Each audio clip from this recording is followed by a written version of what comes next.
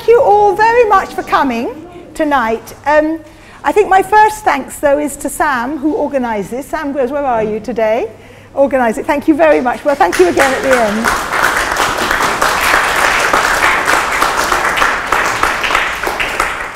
And now this meeting, as you probably know, is co-hosted by Momentum and Jewish Voice for Labour.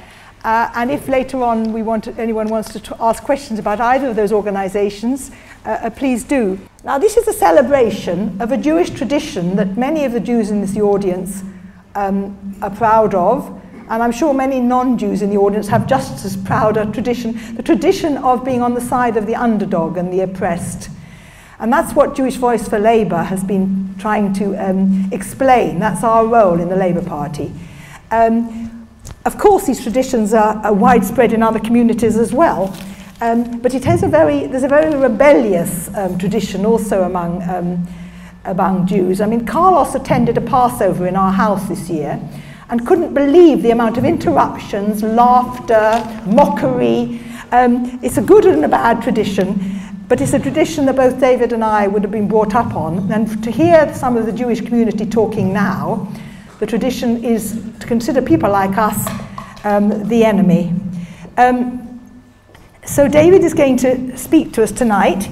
He has got a really remarkable career in radical Judaism. He's a writer and a tour guide, and author of Rebel Footprints, a guide to uncovering London's radical history, The Battle for the East End, and he's a co-author of Daily Racism, The Press and Black People in Britain. And he's written for several newspapers. Since 2007, as some of you might know, he's led tours of key sites in London's social and political history, especially in London's East End. And he teaches about London's radical history through courses at the City Lit, the Bishopsgate Institute and Conway Hall. He is a member of, were you the originator of? The Jewish... I wasn't the originator, but I was about... It started about 3 years before I joined. Of the Jewish Socialist Group, which some of you will be a member of, since 1976. He's a political education officer, co-one, for Islington North CLP, and the International Solidarity Officer of Islington NEU.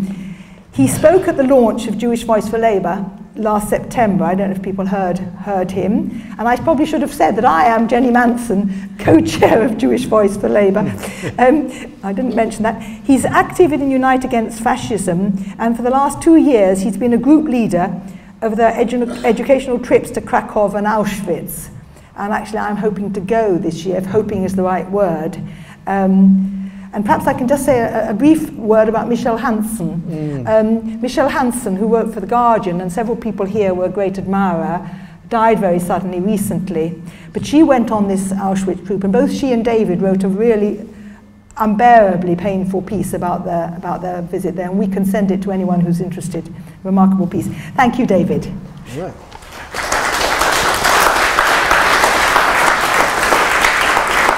I'll just speak.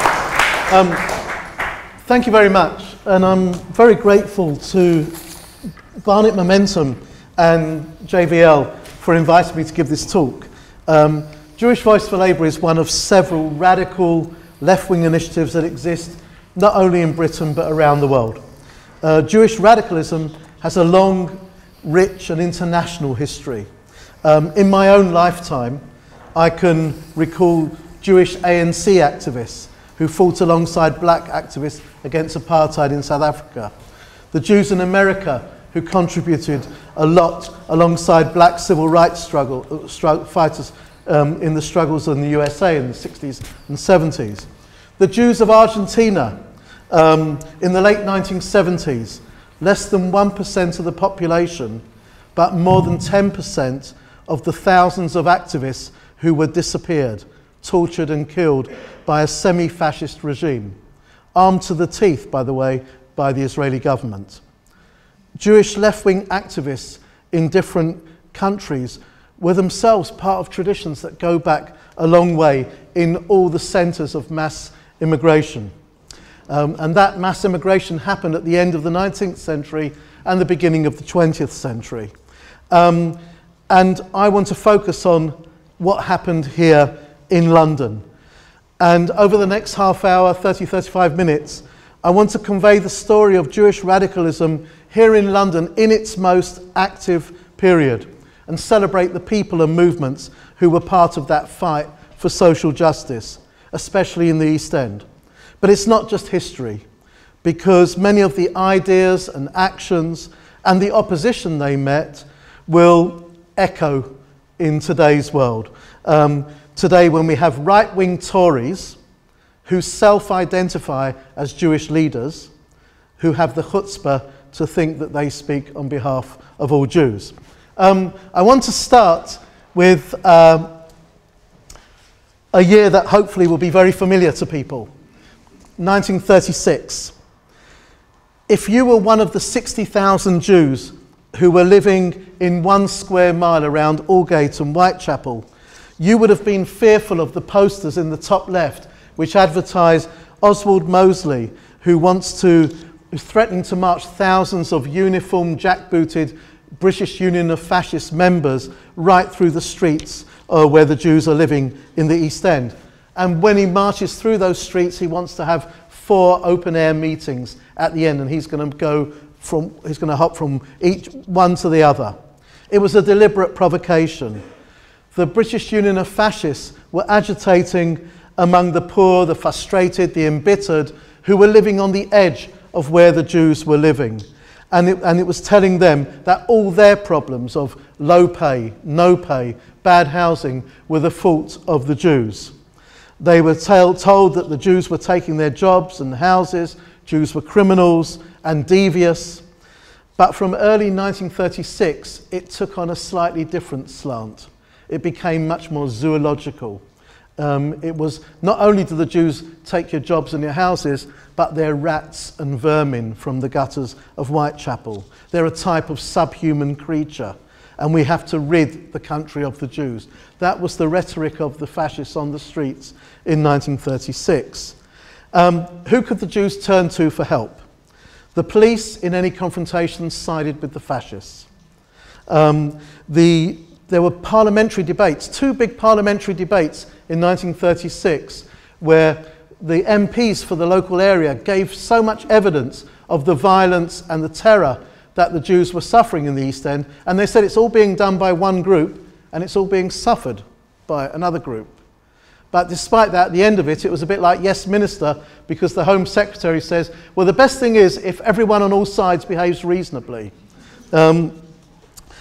What about the Jewish community, the better off end of the Jewish community in the West End and the city? Well, the Jewish Chronicle, from the comfort of the city, thought that all the stories emerging from the East End were exaggerated. They also, whenever Oswald Mosley came out with some terrible statement, they would write, "We are sure that on reflection, Sir Oswald will see the error of his ways." The Board of Deputies were not interested. They were living in a different world. If you looked at their annual reports, at the end of their annual reports in the 1930s, they gave a list of all the deputies and their addresses, and you'll hardly find any addresses in the East End. It's a tiny number in the East End. They had no knowledge of what was going on there and no particular interest in it.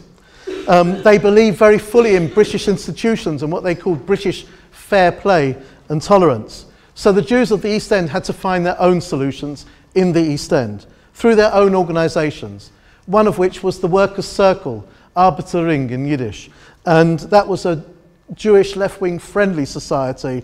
And in July 36, it organised a big conference bringing all the Jewish groups together, youth groups, synagogue groups, trade union groups, friendly societies.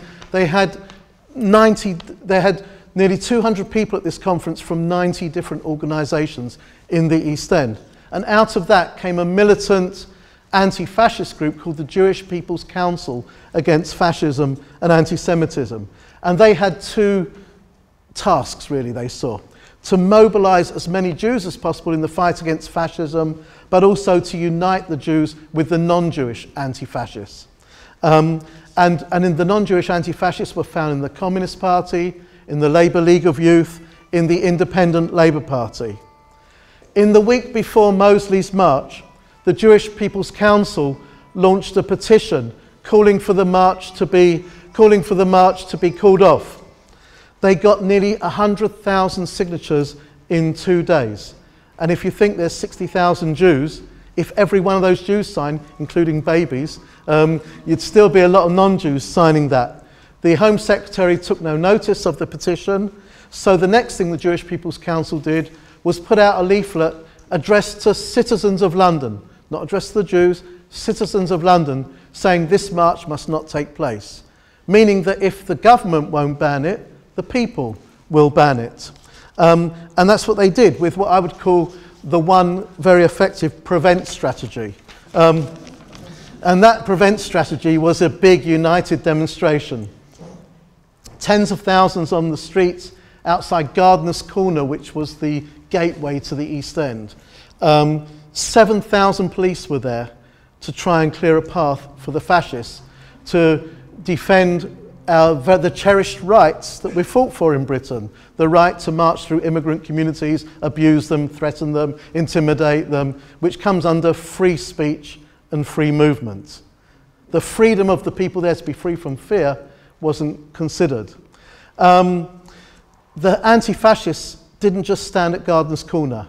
They mobilised in 3 different places where they thought the fascists would be if they're stopped at Gardener's Corner, where they might come in next. And the police actually then directed them to say, you're not going to get through Gardener's Corner, you'll have to go in at Cable Street.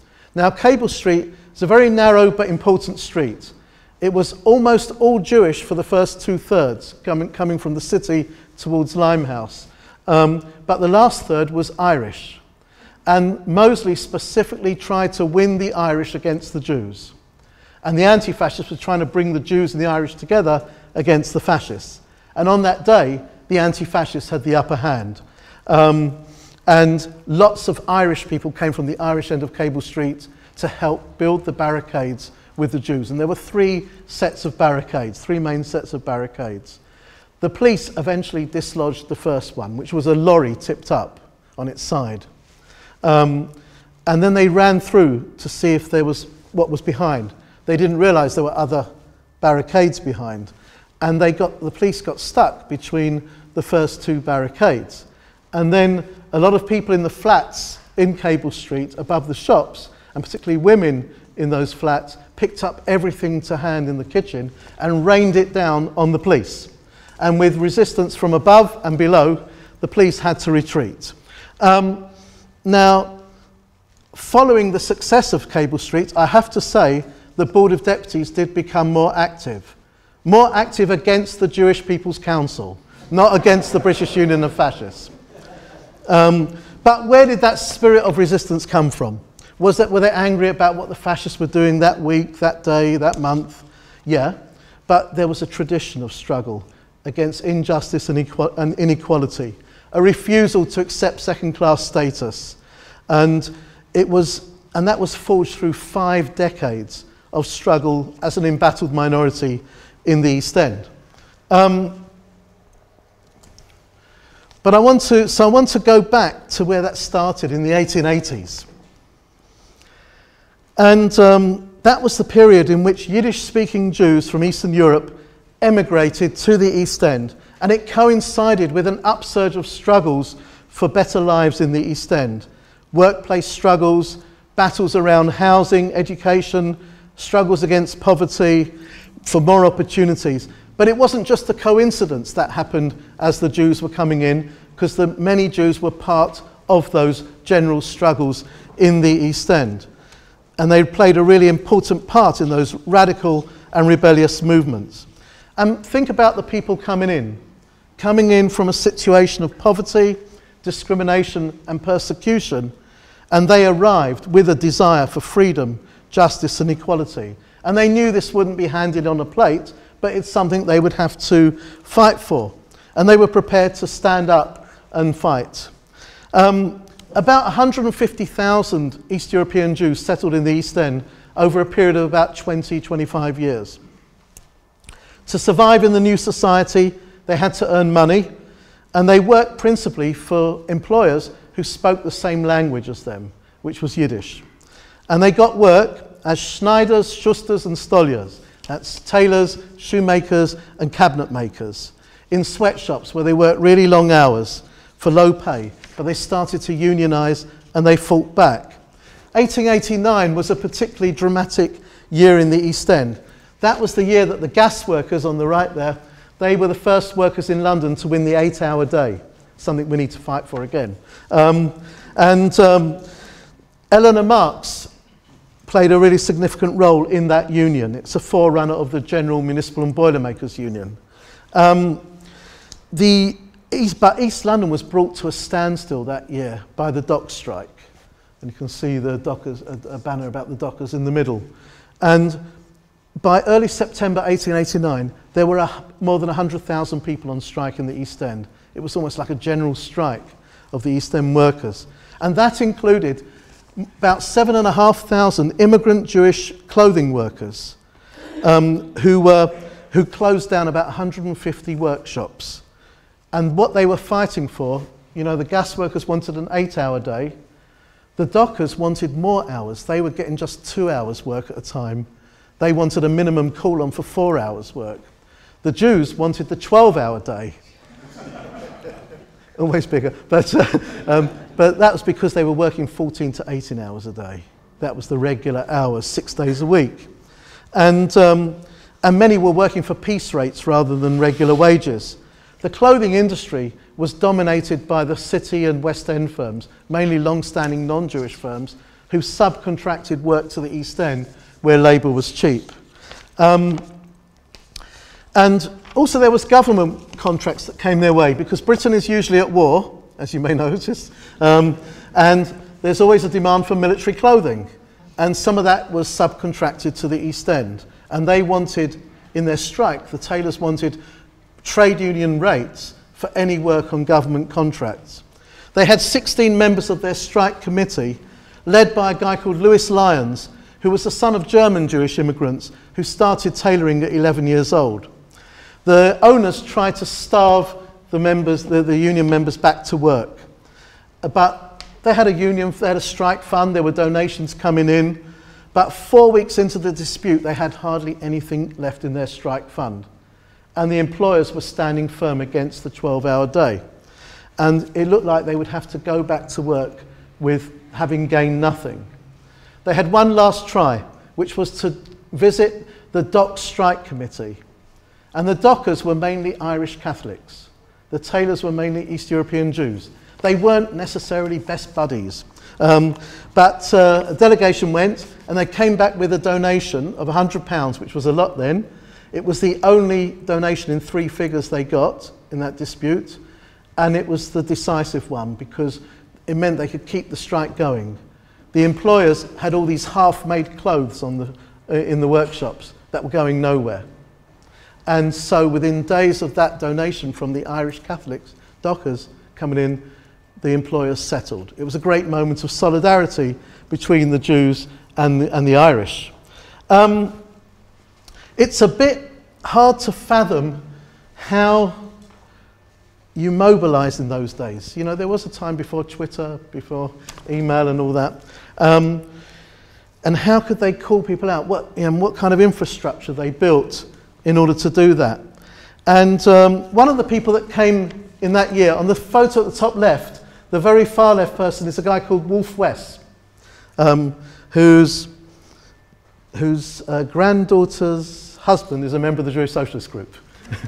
And Wolf West was a shoemaker and machinist who came from Latvia. And he came with radical ideas already well formed. He came when he was 20. He'd been exposed to radical ideas in the old country. As soon as he got here, he was unionising workers. He was organising that infrastructure, which included creating a Jewish, it was an international workers' education club, set up by Yiddish-speaking Jews, anarchists and socialists. But it was a place where workers could go at the end of the day, get lemon tea and some cheap food, read newspapers and books, and at weekends go to lectures, drama, concert. There was a cultural life as well. But also they created a newspaper, and you'll see the masthead there, Arbeiterfreund, the workers' friend. And that started in July 1885. And it was like a mirror to the workers when they saw that newspaper. They saw their own lives reflected in it. And it was telling them, your lives are harsh, as are the lives of many other workers, but it can change. Who's going to change it? Well, you are. You are the agents of change. And that was one of the key ways of inspiring people and also mobilizing them in activity. In December 1889, I mean, there was a meeting, December 28th. Who goes to a meeting between Christmas and New Year? Yeah? 3,000 workers of the East End in 1889 turned up on a Saturday night, and it was a meeting organised to form a union of unions, a federation of unions in the East End, and that was the Jewish and non-Jewish unions together. But also in the 1890s, there were two new immigrants who played a major role, Millie and Rudolf Rocker. And as well as building unions in their activity, they were also built a personal union. They became lovers for the rest of their lives. But not married, because that was against their anarchist principles. They believed in free love. She came from a very religious family in Ukraine. She came as a 17-year-old. And when she got here, she lost that zeal for religion. And she lost it because she saw people in the community, known as very pious Jews, who were slave driving their workers in the sweatshops. She saw other Jews, also well thought of in the community, who were slum landlords, throwing people out on the streets if they were a couple of days behind in the rent. And she fell in with the Jewish anarchists. And Rudolf Rocker, who became her partner, he arrived a year after her. He was brought up in a Catholic orphanage in Germany. He arrived here as a political exile in 1895, and he dedicated his life, or the next few years of his life, to the struggles of the sweatshop workers. He learnt to read and write Yiddish and became the editor of Arbeiterfreund in its most successful period, from 1898 till the First World War, when it came out every single week. But at the beginning of the war, he was rounded up and interned and deported. They didn't stop to ask him, who do you support in the war? They assumed he was supporting Germany against Britain. He was a pacifist. He was against Britain and Germany, but he was deported.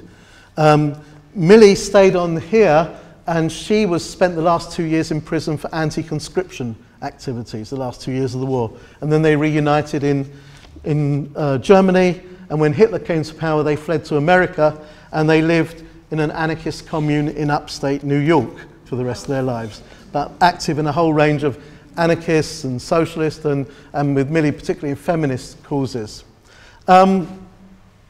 The Arbeiterfreund newspaper, it ran on a shoestring. They published 8,000 copies every week. It was read to many more than that, and read by many more than that. But it got a real boost in the end of 1899 with a visiting celebrity. This is Emma Goldman, international rebellious celebrity, who was visiting London for a short while.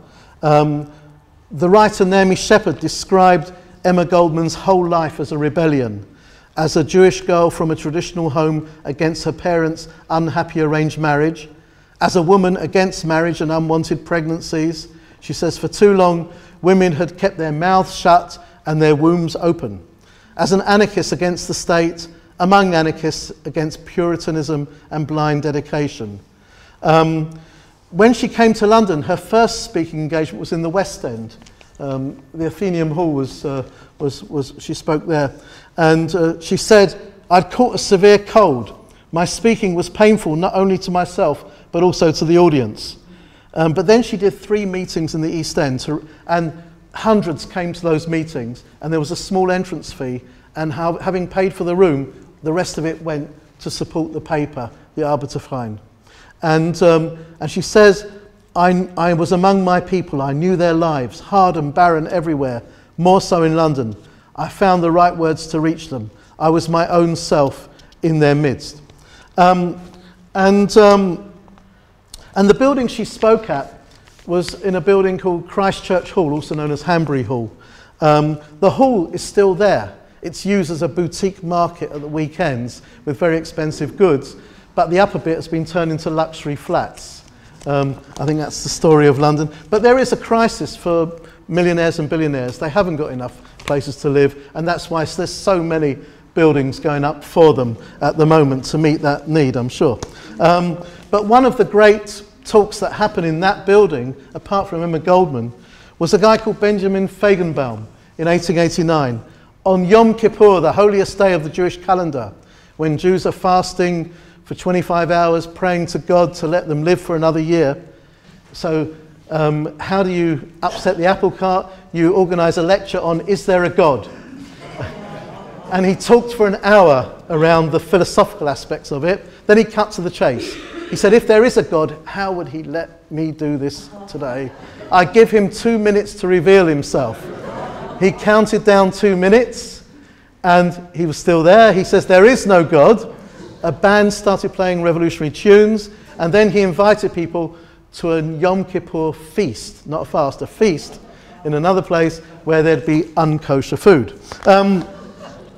Further down the street where that building was, which was Hanbury Street in the East End, there was a pub where every Friday night the anarchists would gather for lectures. But while fighting for better lives here, people were also keeping themselves aware of what was happening in the old country. There were different Yiddish newspapers in the different diaspora communities that went back and forth.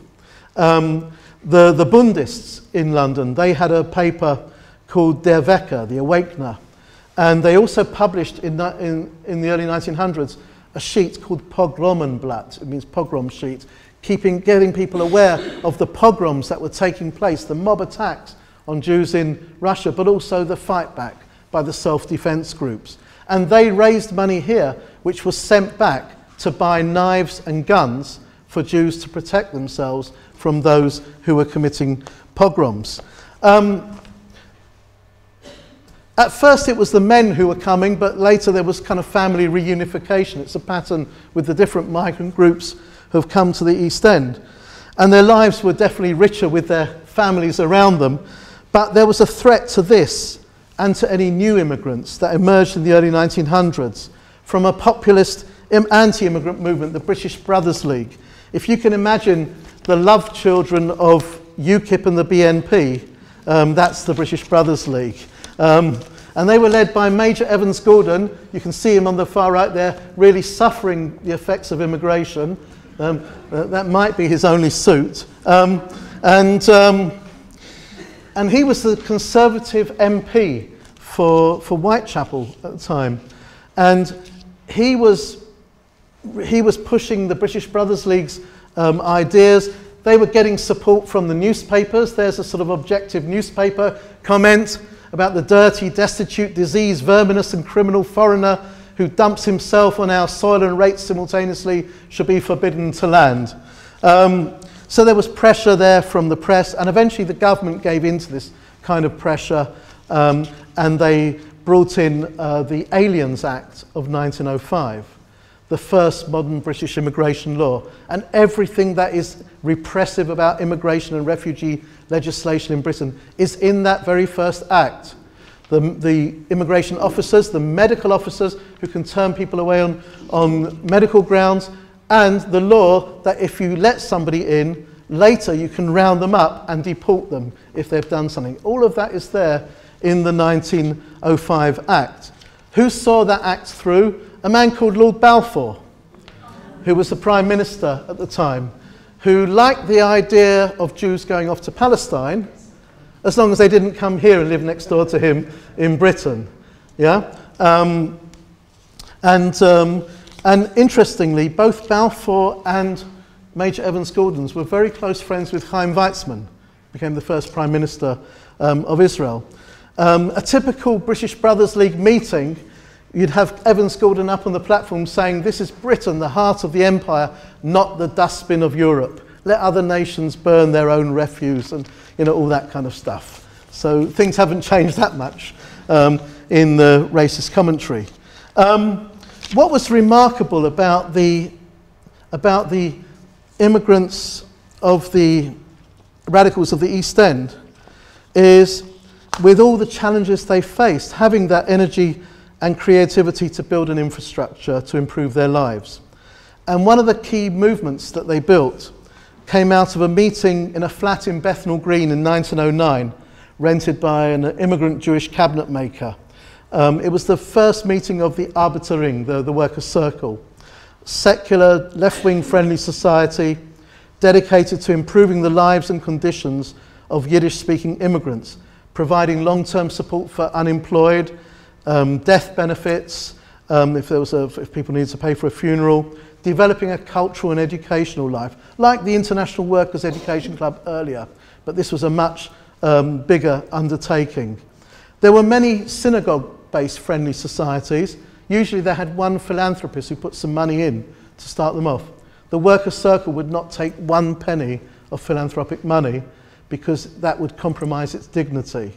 And so everything they did from their own efforts, their own subscriptions of their members, from the bottom up. In 1923, they got their own building, which is on the far right top. It was 16 rooms, including 2 big halls where they could have meetings, rallies, conferences, dramas, concerts. All of that was going on there. In the late 1920s, there was a group who arrived from Poland, young people in their 20s, who were very interested in theatre. And they invited speakers, Jewish and non-Jewish, in to talk to them on political themes. They would dramatise what those people spoke to them about, and then they would create agitprop theatre. They had an agitprop theatre group called Proltet, which played in a number of venues and raised money for the causes the Workers' Circle supported. Particularly in the 30s, they were raising money for people who had gone out to Spain to fight and helping to send an ambulance out to Spain and such like. Right, I better just check in on my time. Okay. This got nothing in it. That one's mine, but anyway. But do you want some? Okay. Okay, I want to just say something else about 1912. Because 1912, the tailors and the dockers were again on strike, just like they had been in 1889. Supporting each other then, they were supporting each other in 1912. The difference being this time that the tailors won their strike quite quickly in 1912. The dockers one went on and on and on, and ultimately the dockers lost. And the dockers were starving, families were starving in the last few weeks of that strike. And Millie Whitcop, who we met earlier, she organised a committee that was finding homes, temporary homes for the children of dockers' families, so they wouldn't have to worry about feeding them. They could be fed in the homes of the Jewish workers. And more than 300 children were for a few weeks of that strike, with the dockers' parents visiting once a week. And it was often the first time the dockers had been inside a Jewish house. And there were more than 300 offers, but the committee would inspect the premises and they'd have to say sometimes, look, there's already 6 people in one room here. You can't actually take another person. But it was a payback for the support the dockers had given in 1889. And I think from that you can see why there was that strong coming together of dockers and tailors also in 1936. I want to just tell you about 2 or 3 other people quickly. 1926. What happened in 1926? General strike. About a few months before the general strike happened, all the newspaper hoardings were about a strike going on in the East End.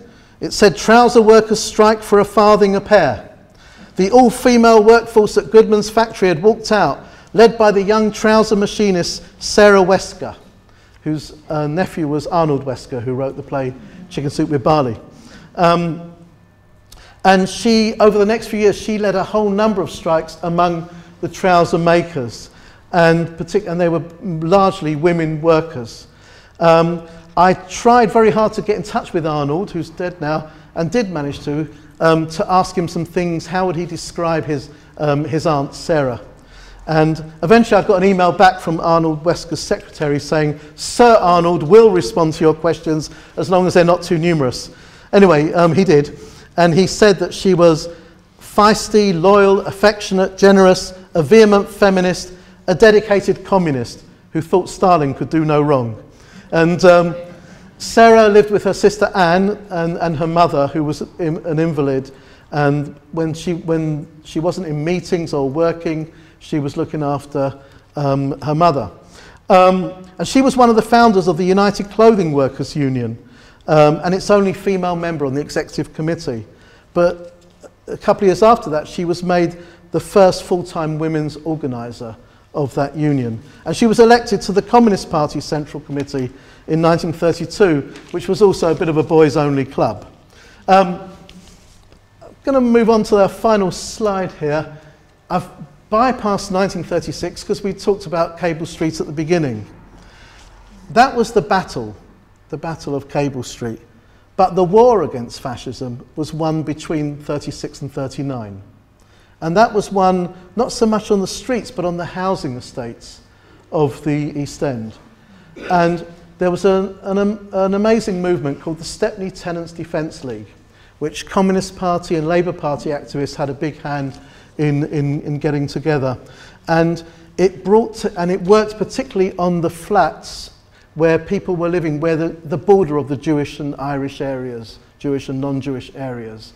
And they brought together the very communities that Mosley wanted to tear apart and against each other.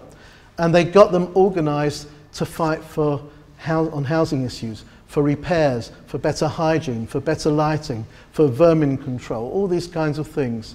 And it was over that 3 years, there were dozens of rent strikes to get that, to force the landlords into rent controls, force them to wipe away a lot of rent arrears, and to commit to doing a whole load of repairs. And the way they did that was they would pay the rent money, not to the landlord, but to one trusted member of the Stepney Tenants Defence League who would hold it. And they'd say to the landlord, the money is there, and if you get this repair done and that repair done, and you commit to doing this, you will get that money. The landlords would then try and evict those people. They'd put up barricades, the people on the estates would, and in the end they'd beat off the bailiffs and the police, and they would win. This is Max Levitas in the middle, 102 years young. He's still living in the East End, and he led a 21-week rent strike in 1939 in Brady Street mansions in the East End. In conclusion, the key features of Jewish radicalism in this period: self-organisation, the involvement of women, consciously organising as secular Jews, unity with non-Jews. They regarded community leaders, the official Jewish spokesperson, as irrelevant and unrepresentative. They battled against them when necessary, but often they sidestepped them. If you want to, in terms of an alphabet at the time, the ABC was more important than the end of the alphabet. Anarchism, Bundism, communism was more relevant and useful than the ideology starting with the letter at the other end of the alphabet, which was very marginal. What it means in the present. Draw your own conclusions. Yeah? The community is still very diverse, socially, economically, politically, but only a few voices are heard in mainstream media.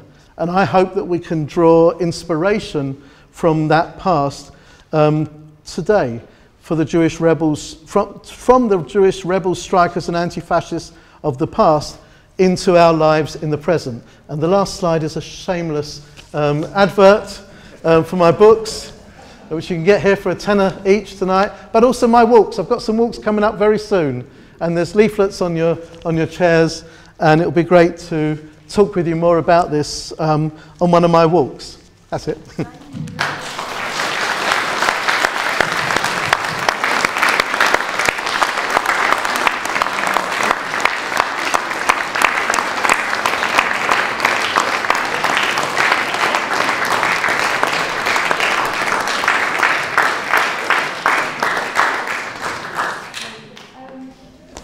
Can I ask the first because it was such a clear and wonderful talk, but you mentioned Bundism several times, and probably a lot of people in the audience, I have to say, including me, I do know what it is, but I wasn't brought up on concept of, I didn't know what Bundism was. So could you just perhaps mention that? Thank you.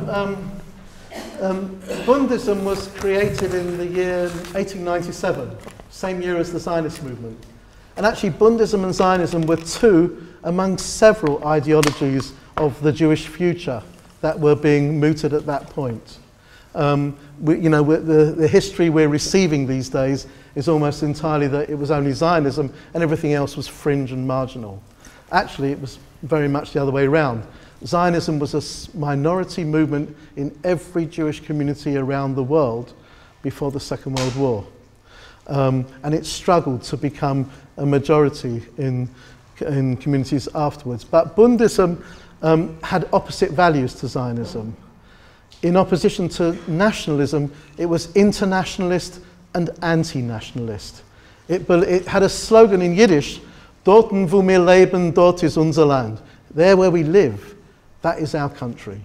That's where we have our self-determination. We don't have to go to another land to have self-determination. So they fought for a Jewish and a socialist life in the countries where they were, in alliance with other socialists in those lands. And they were very committed to Jewish culture, particularly Yiddish culture. It grew up, the opening event of the Bund was in Vilna. But it was initially the Bund of Russia, Lithuania and Poland, but also similar groups set up in other countries. Its key period actually was in the 1930s in Poland, when it became, particularly the end of the 30s in Poland, when it became the dominant political force in the community, as tested in the local elections at the end of the 30s, the last local elections before the Nazis came in, and even the Kehillah elections, which was the official Jewish community. The Kehillahs were dominated by the religious and the Zionists, and the Bund always boycotted being part of the Kehillah because the Kehillah didn't give votes to women. But the Bund in 1936 thought there's a lot of resources there that they could use for the benefit of the community as a whole, and they entered the elections for it and won in 36. And in the local elections in the 38 and 39, they got about between 60 and 70% of the Jewish vote in the major cities in Poland, but then came the Nazi invasion of Poland, and they were decimated after the war. But also after the war, some of the survivors gathered in Belgium in 47. Very interesting conference where they passed resolutions about what should happen in Palestine in 47. And they're against partition of Palestine, and they're talking about a binational state, a sort of unitary binational state. But they're a pro-diaspora movement. Thank you, David. Can I, Alice, if I can see, I'll stand up. Questions, please, or comments, or particularly questions. Somebody write it. Sorry, somebody at the back there? Yes. Sorry, yes.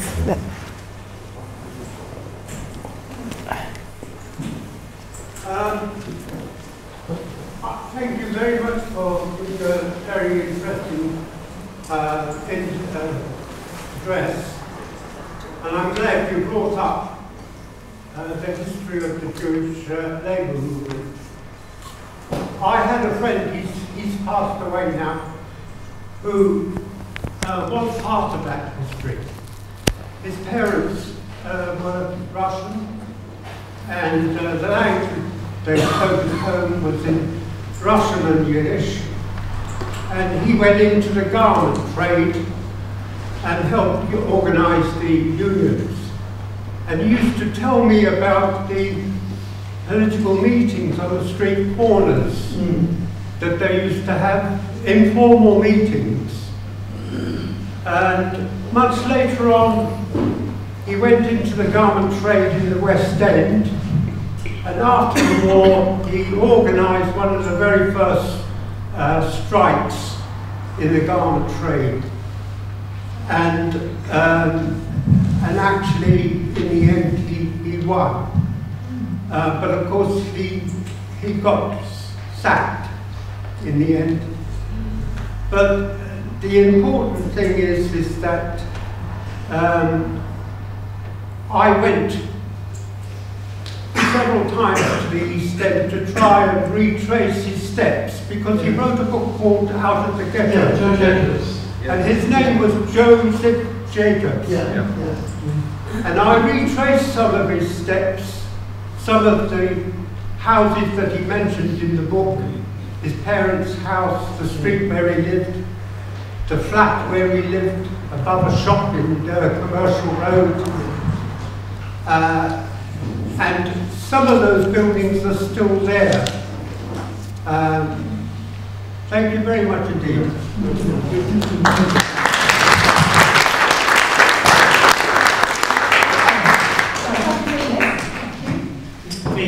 Yeah, okay. It was a wonderful talk, David. One of the things that is interesting about that period, or talking particularly about the 20s and 30s, as the comrade at the back has said, was the vibrant life on the streets, particularly in the East End. I know about this because I wrote a thesis on the. I mean, David's spoken a few times about drama, and drama and theatre was a very strong component of that. And Proltet, the Yiddish theatre group, and other communist-led and other theatre groups did a lot of work on in the streets in the East End, and it was there was a political debate of all sorts. You didn't have to go onto Facebook; you just went outside your door.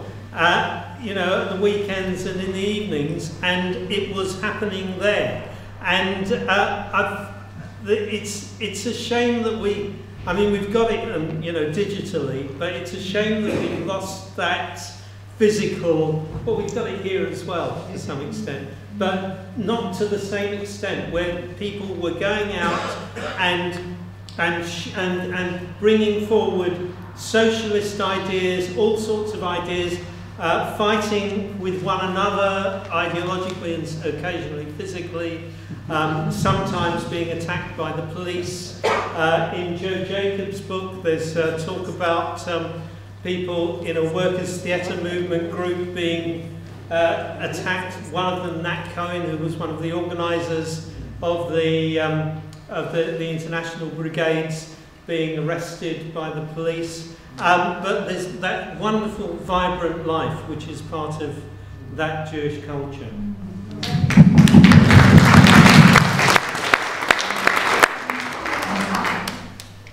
A question for you, David. Fantastic talk. I feel so ignorant when I hear you speak. Shout. Yes, I'll try. I can't shout.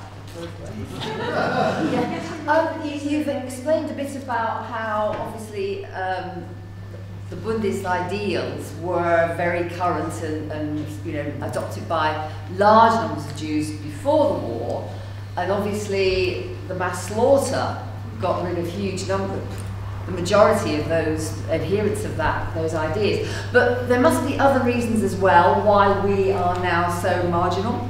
I mean, obviously mass slaughter helps to marginalise people, and obviously the creation of the state. But what about the changes in the Jewish community in this country, which has made it such a different atmosphere politically? I was actually going to ask the audience why they thought there's generally been a reduction in radicalism. So perhaps after we've talked about it in the Jewish community, people might have some view. I don't know if all of you, we're not all the same generation at all, but there's been quite a lot of comment on the difference in student life compared to 30, 40, 50 years ago, and I think there's some general trends as well as specifically Jewish. But anyway, David, yours, yes.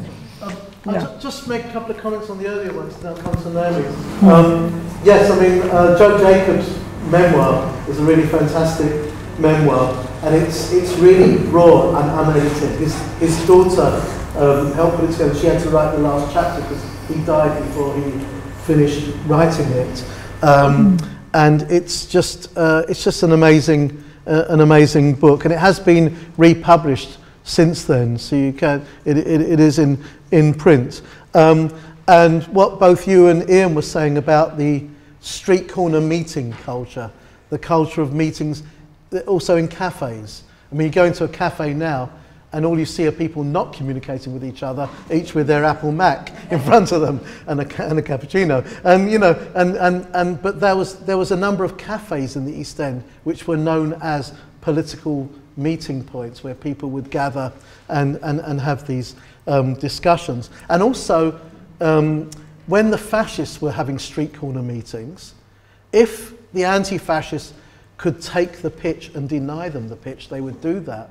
But if they couldn't, they would stand there amongst the people listening to the fascists, and they would heckle and question and try and force a discussion amongst the people that the fascists were trying to influence. And it's very hard to imagine that today. You can imagine people saying, no, I won't go there, I might be offended. But these times, you know, people were actually going there and actually trying to win the arguments amongst the people that were being influenced by the fascists. And that was a really important part of the anti-fascist strategies in the 30s, to actually turn fascists into non-fascists and anti-fascists. But the question Naomi asked about what's happened to all that, and why are the leftists and the radicals in the community marginal now? I would say we're less marginal now than 20 years ago. Or even before that. I remember in the 80s and 90s, the Jewish Socialist Group being the sole Jewish banner on lots of left-wing demos. Now I can go to demos and find friends from Jewish Voice for Labour, Jews for Justice, for Palestine, Free Speech on Israel, and a whole range of groups, and Judas, you know, the group that's made Seders very popular. I mean, but it was such a fantastic event. But to my mind, a really crucial period after the Holocaust, I mean the Holocaust of course, because the failure to stop fascism, but afterwards, what was the aftermath? You had hundreds of thousands of Holocaust survivors in displaced persons camps, DP camps, and no country wanted them. No country wanted them, and that made it much easier for the Zionists within that setting to say to them, there is an option for you to get refuge going to Palestine. And a lot of the people in those DP camps were not Zionists, but ended up living in Israel as a necessity to get refuge. And while that was going on, the communities outside of Palestine and Israel, outside, who saw this, became much more sympathetic to the Zionist cause. But what they were really, that sympathy was also an anger at the world for not sort of taking some responsibility. And I just think the whole history of what's happened would have been so different if there would have been a more liberal attitude to immigration and for refugees. I mean, in this country, a very small number of Holocaust survivors got refuge. It was much easier for Lithuanian and Latvian collaborators with the SS to come in and get work here. David Cesarani did some very interesting work on this. But I also think the class changes in the community are significant. They're significant, but also shouldn't be overstated. There are still poor Jews in London. There are still unemployed Jews in London. There are still lots of Jewish single-parent families who are struggling to get by. They're invisible in the Jewish Chronicle and the Jewish News, but they are there. Yeah? And so, but in general, the community became less having a fight against poverty, more middle class. I've just been writing an essay for a book that's going to come out later in the year on Karl Marx and Anglo-Jewish thought. I was asked to write an essay on. I was telling somebody about this who said, what is Anglo-Jewish thought? I said, I don't know. But anyway, but I saw the period in which Jews were most responsive to Marx's ideas as being that period that I was talking about tonight, the 1880s to the 1930s. But what happened post-war, the flight to the suburbs, you know, they sort of ditched Marx for sort of a bit of bourgeois comforts and individualism, but and their children, of those people that went to the suburbs, their children were the first ones in their families to go to university very often. And a lot of those children actually became leftists, quite a number, significant number. The new left of the 60s and 70s had a very significant number of Jews in it proportionally. And they would have met in the universities lecturers who were Jews, who were Marxists, you know. So that world is still there, but it's smaller, and it doesn't get, it finds it much harder to have a kind of collective voice, if you like. Thank you. Very fascinating answer. Any other questions? Or points that people want to make about other communities? Sorry, gentleman there, yes. Yeah, as an atheist, thank God, I'm privileged to be here, you know, enjoying the diversity that London brings. Thank you. And leading to this event, I made a point of, you know, the very few friends I have in Facebook, to make sure that they knew about this event and being very public under the banner of my own personal comment of let's enjoy and celebrate diversity, you know. Yes. And I posted also a very nice YouTube clip from Judas about the trip to Andalusia, and tell you something, you think you know a lot, but then you learn even more, and that's the fun of it. Thank you very much, thank you. Yes, here, yes, thank you. David, that was great. I want to add something and then ask you something.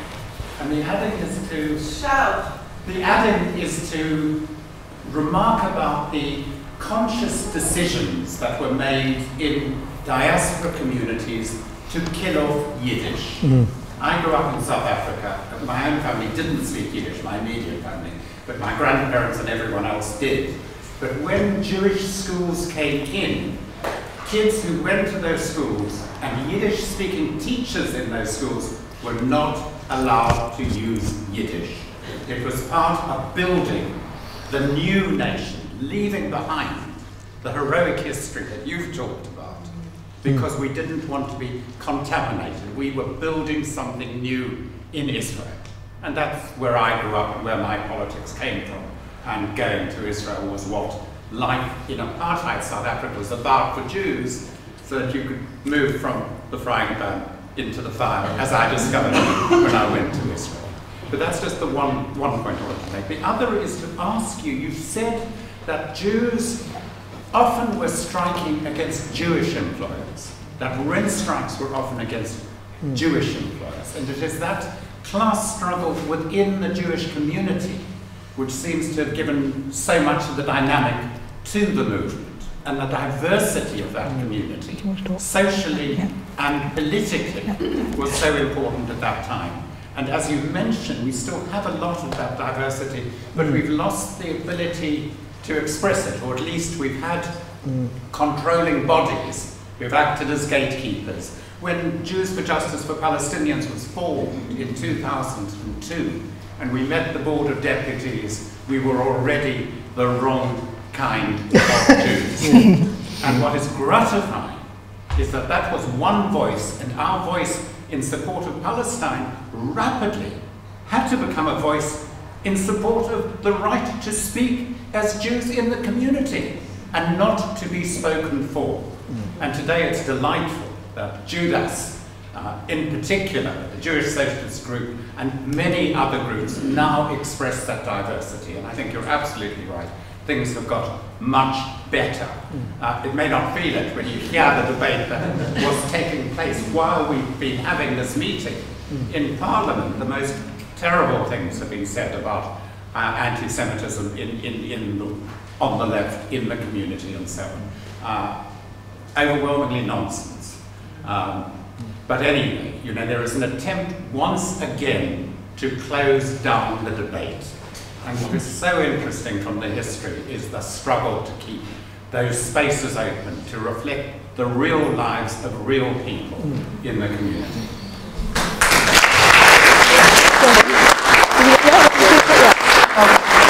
Thank you very much. Yeah, I mean, it's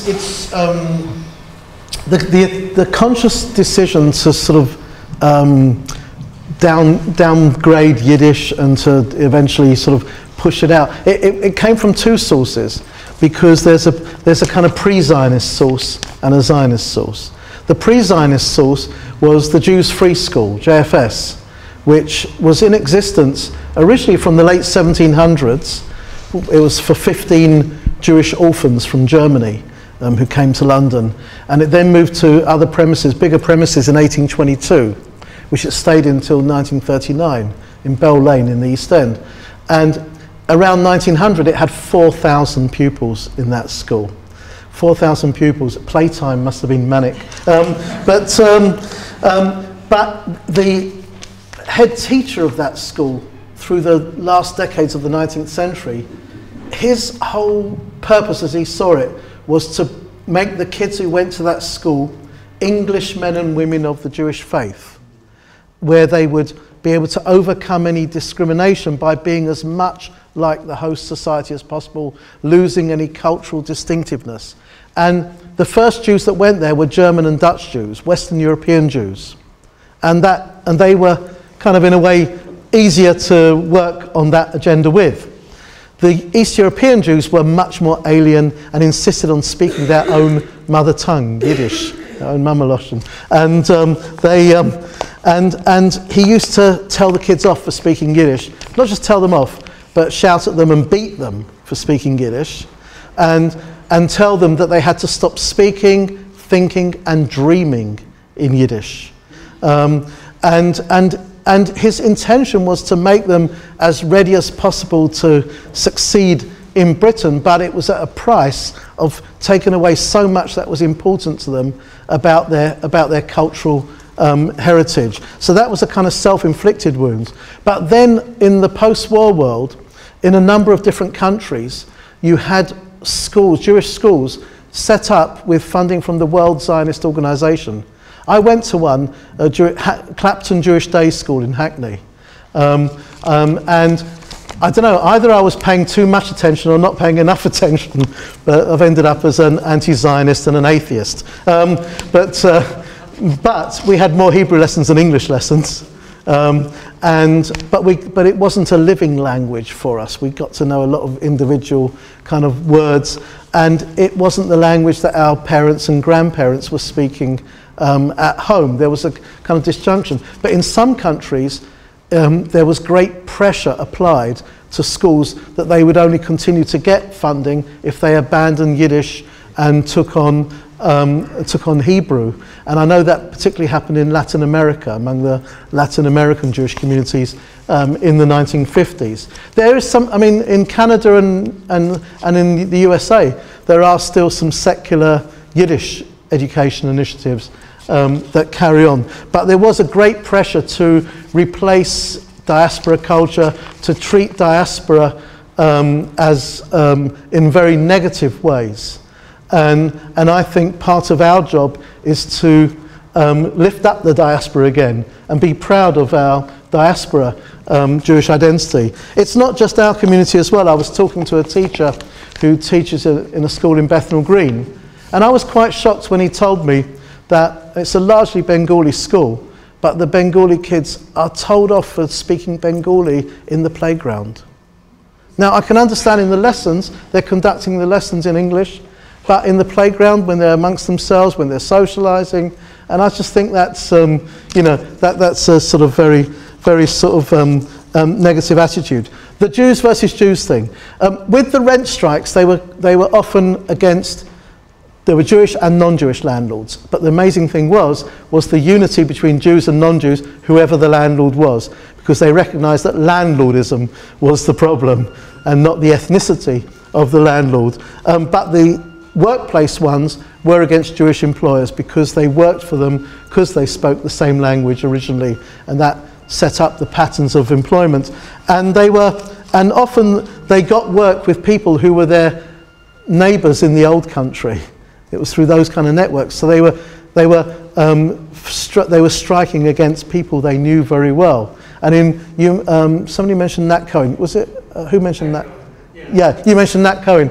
Nat Cohen was one of the first couple of Jews that went out to Spain, and he went with Sam Masters. And it might have been Joe Jacobs who wrote this, but he says Sam Masters was such a good trade unionist, he organised a strike in his father's factory. So, you know, sometimes it could be against families. Just a final comment about the Board of Deputies, because Richard mentioned about speaking to them a long time ago. Sometime in the early 1980s, I don't know what made us do this, but we applied as the Jewish Socialist Group to become members of the Board of Deputies. They asked us for two things. They asked us for names, addresses and phone numbers of all of our members. And they also asked us in which way are we Jewish. And we had some interesting answers as to what we might send them to prove our Jewishness. But we, yeah, literally photos of our male members. But anyway, but you know, it was. But that told you about the good Jew, bad Jew thing. You know, back then, it was and good Jew, bad Jew. I was more familiar with it when I was writing this book, Battle for the East End, because Oswald Mosley in 1933 talked about good Jews and bad Jews. The good Jews, very patriotic, very assimilated. The bad Jews, all these ones that insist on having internationalist associations and being friendly with communists and things like that, you know. And you know, we seem to be back in that, you know. So I think we've got to really resist that. I mean, when I campaign against groups like the Board of Deputies and the so-called Jewish Leadership Council, who nobody's ever elected, you know, I don't consider them bad Jews. I consider them wrong, not bad. Yeah, and people I want to sort of prove wrong and actually sort of develop sort of alternative policies to. Yeah, David, I think there's two more questions. Some yeah. at the back and Jonathan. Sorry, back at the back and then Jonathan, and then I hope we've got time. Can't see who it is, but anyway, yeah. Yes, oh, it is. Yeah.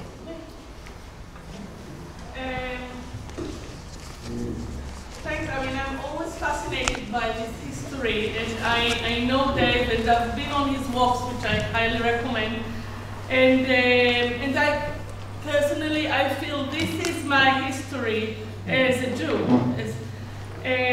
But someone asked earlier, listening to you, said, I wonder whether this is more inspiring or more kind of demoralizing, thinking how little we do now. And that made me think and really wonder, do we really do so little now? I mean, obviously, many of us are better off than those you talked about in the Jewish East End, and we don't need to organize strikes as much and so on. But do we really do so little, or as Jews and socialists, perhaps we don't feel the need to identify as Jews within the labor movement today, because thankfully the anti-Semitism that still exists in the British society is so low-key and so covert, and that's a fantastic thing, of course, that personally and I put a caveat here, I wasn't born in these countries, you may hear, so I may not have the ear and the eye for anti-Semitism as someone who was born Jewish here, but I don't feel much anti-Semitism, and I don't need to identify myself as Jewish within Labour. And I would like your opinion about what is different in today's Jewish community, and which you were a little bit answered now, in today's society, and are there now other forms of racism against Muslim people, against black people, which are much more out there and much more dangerous than, thankfully, we experience as Jews. And in that context, I would like really to point out Hope Not Hate and More in Common, which Leonardo here is activating in Barnet. And I think that's a brilliant form of solidarity. What did you say, Tessa? Hope Not Hate, or More in Common, is the form of solidarity against any form of racism. I'm saying we've got reservations about Hope Not Hate. One more question and then, yeah. I'll be very, very brief. I mean, I'll just have 2 or 3 comments. The first thing is that it's a fascinating talk, And this tradition between 1880s and the 30s that was in the east of London needs to be, expressed further and taken to the people in East London at the moment, and that is very, very important. And that has happened to some extent through the 80th anniversary and the 75th anniversary of the Battle of Cable Street. Because some of the issues that David outlined is eerily similar to the problems now in East London. Who speaks for the Muslims or who speaks for East London is still an issue. And at the 80th anniversary of Cable of Battle Street, there was a big rush by the councillors from the Bengali community to speak. At that time, Goldman had just been elected, and not a single councillor was allowed to speak at that meeting, and that was very, very deliberate. You had younger people coming in who believed in internationalism rather than trying to speak, mosque people or political people trying to speak for the community. So in that sense, it's eerily similar. I mean, it is so similar, is incredible. The second point I just wanted to make is there's a lot of talk about anti-Semitism, and I just want to say one thing on that, that the most anti-Semitic country in the Muslim world is Saudi Arabia. And today the government of Saudi Arabia, the government of Britain, and the government of Israel are bombing Yemen. Yeah? And nobody says anything because the whole thing is political. It's nothing to do with religion and nothing to do with, at the end of the day, it is political. And we should campaign on that basis, on the international basis. Thank you. Thank you very much. I want to finish with 3 points. One, I've got some bad news for you. The Board of Deputies are not the only Board of Deputies in the world. Around the world, there are Board of Deputies in other countries who are just as right-wing, and sometimes even more so. Being in Barnet reminded me of an interview I did many years ago with a Barnet resident who's now back in South Africa called Ben Turok. And Ben Turok was a member of the ANC. He was in prison for his ANC activities. He was a very conscious Jew. And I interviewed him in the mid-80s, and he was, and part of the interview was about the struggle inside the Jewish community in South Africa and how that played out. And what he told me was, at the height of the anti-apartheid struggle, the Board of Deputies was handing over the names and addresses of Jewish radicals to the South African police, the South African apartheid authorities.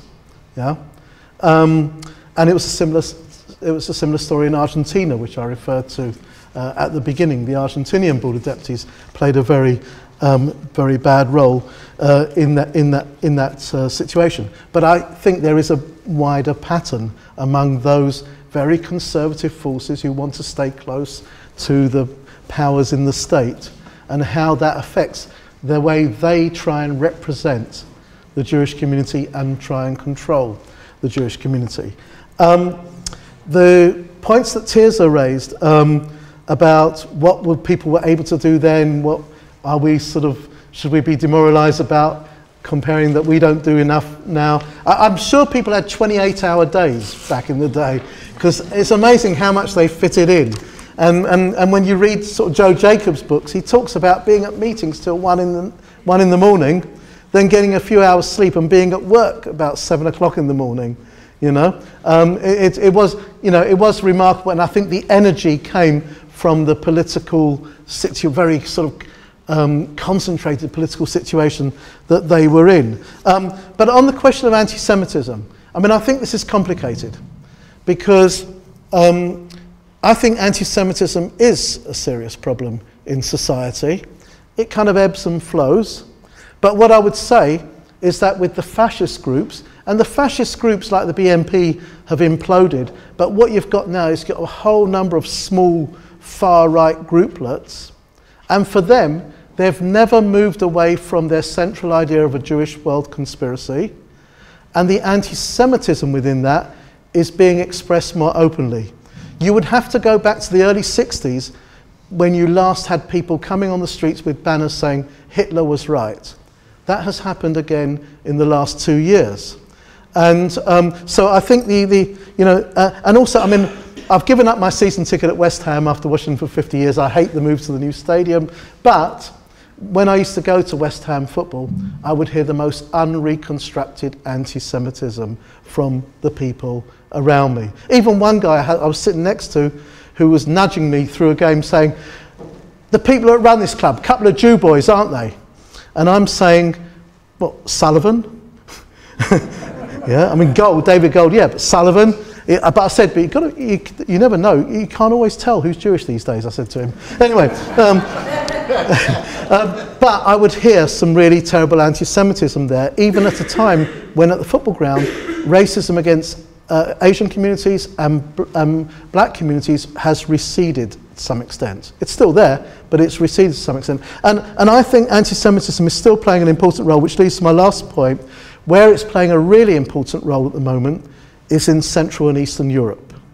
In Hungary, Austria, Poland, the Czech Republic. There you'll find anti-Semitism very openly expressed by government circles who are fueling the far right beyond those government circles, and it's rising in tandem with anti-Roma racism, with Islamophobia and other bigotries. And if you look at the European Conservative group at the moment, the European Parliament Conservative group, the Conservatives are allied with a whole number of deeply anti-Semitic and racist groups. And none of the focus on the anti-Semitism debate, as it's called, in this country in recent weeks has been about that, and that really needs to be exposed. When did the Board of Deputies and the Jewish Leadership Council ever say anything about anti-Semitism expressed by groups that are in or close to the Conservative Party? They won't. They are what I call pick and choose anti-racists. Yeah? And I don't think anti-racism is a pick and choose activity. You're either against all of it or you're not. Yeah? And so, but I do think that we should not be complacent about anti-Semitism. And in the last 2 or 3 years, I've heard more anti-Semitism expressed than I've heard in my previous 57 years. Yeah? Yeah. I wanted to say a couple of points. I mean, one is I'm being very disappointed in Hope Not Hate, because at the moment they are concentrating on anti-Semitism on the left and completely ignoring anti-Semitism on the right. I had great hopes for Hope Not Hate. The other thing is, I think as Jews myself, I mean, my own role has to be to identify very much with refugees wherever they are. And I would like, if we have a new Labour government, I've said this to some people, that one of the first things that a Labour government would do is to look at how the Home Office is treating asylum seekers. We've had some experience the last few days of how they're treating the what's it called, you know, the wind rat, which is a bit despicable, but every day asylum seekers are being treated like that, like criminals. And I say, I think there is a particular identity, not just with all refugees, whoever they come from, wherever they come from. I think that has to be it, David. I think we've all absolutely had a fantastic evening. And your books are here for sale for £10. Donations here. Thanks again to Sam for organising it, and everybody here. Thank you very, very much.